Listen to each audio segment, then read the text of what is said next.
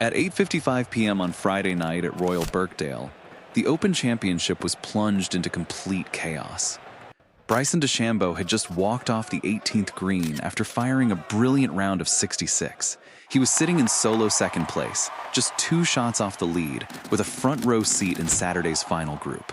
Then the R&A stepped in. Officials called Bryson into the recorder's office to examine broadcast footage of a shot he had played hours earlier on the 5th hole. In waist-high fescue, while trying to locate his ball, camera angles appeared to show the grass flattening beneath his feet. Under Rule 8.1, improving your lie, even accidentally, carries an automatic 2-stroke penalty. In a single stroke of a pen, Bryson's 66 became a 68. His bogey became a triple bogey, and his spot in the final group vanished.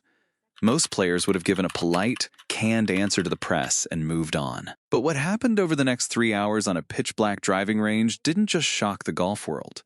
It triggered a full-scale player mutiny led by Scottie Scheffler and 11 of the PGA Tour's biggest stars.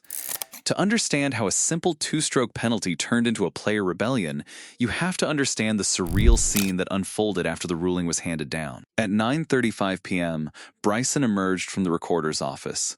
Dozens of reporters were waiting. He refused to confirm whether he would play on Saturday. When asked if he had any comment on the ruling, he looked at the cameras, smiled, and said, "Are you guys having a great night? I'm having a great night." Then, at 9:40 p.m., he marched straight to the practice range in total darkness. What followed was one of the strangest scenes seasoned golf reporters had ever witnessed at a major championship. As night fell over Royal Birkdale, Bryson pounded balls into the black sky, humming and whistling as he went. At 10:15 p.m., he turned to the reporters watching from the fence line and shouted, "What do you guys think of my swing right now?" A few minutes later, he offered them snacks out of his bag, asking if anyone wanted beef, jerky, or almonds. At 10:28 p.m., under the dim glow of the giant scoreboard, he struck his final ball, handed a signed glove to a confused security guard, and walked off into the parking lot without confirming if he would show up for his tee time. While Bryson was putting on a theatrical performance on the range, his agent, Brett Falloff, stood in front of the press and delivered the line that lit the match. Bryson is a lot of things. He is not a cheater. By Saturday morning, the golf world wasn't just debating whether Bryson trampled grass. They were debating the glaring double standards enforced by governing bodies. Think about what happened on that exact same Friday at Royal Birkdale. Earlier in the day, Jon Rahm, frustrated after a pulled tee shot on the par 3 15th, threw his club into the ground in an explosion of anger. Under the Player Conduct Code, damaging course turf or throwing equipment can carry severe penalties. What did Jon Rahm receive from the committee? A gentle verbal warning. So look at the contrast.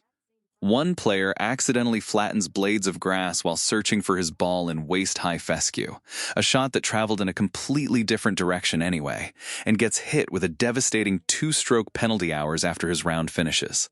Another player deliberately slams a club into the turf in anger on live television and gets 0 penalty strokes. How is a player supposed to search for a ball in waist-high weeds without disturbing a single blade of grass? The ruling wasn't just harsh. It was enforced using post-round television zoom angles where no benefit of the doubt was given to the competitor. And that hypocrisy didn't just infuriate Bryson fans, it sent shockwaves through the locker room. Enter Scottie Scheffler. Scottie Scheffler is normally the most soft-spoken, media-averse player in golf. He avoids controversy. He stays out of tour politics.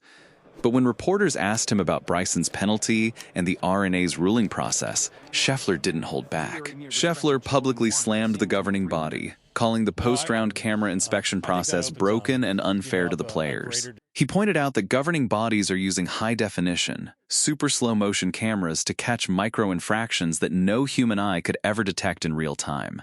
And Scottie didn't stop there. Following the round, reports surfaced of a private, closed-door meeting between 11 top PGA Tour players and tournament executives.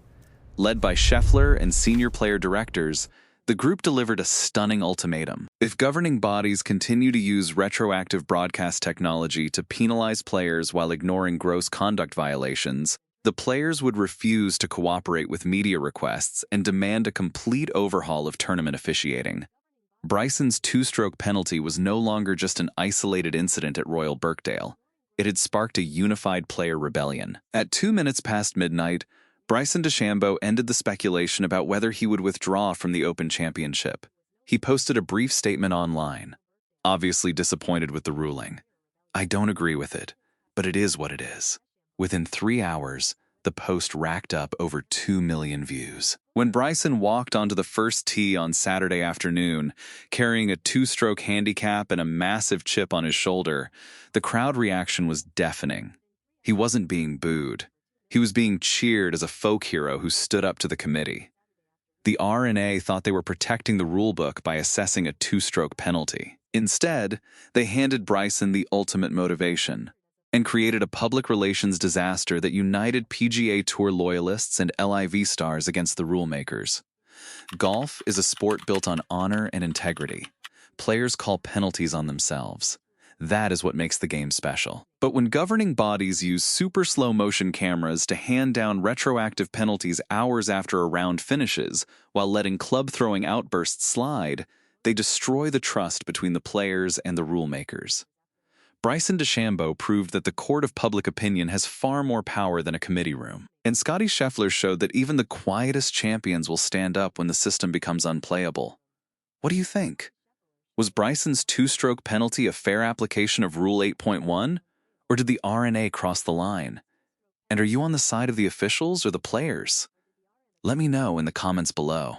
If you enjoy deep dive golf commentary like this, hit that subscribe button right now to stay ahead of the game. Thanks for watching, and we'll see you next time.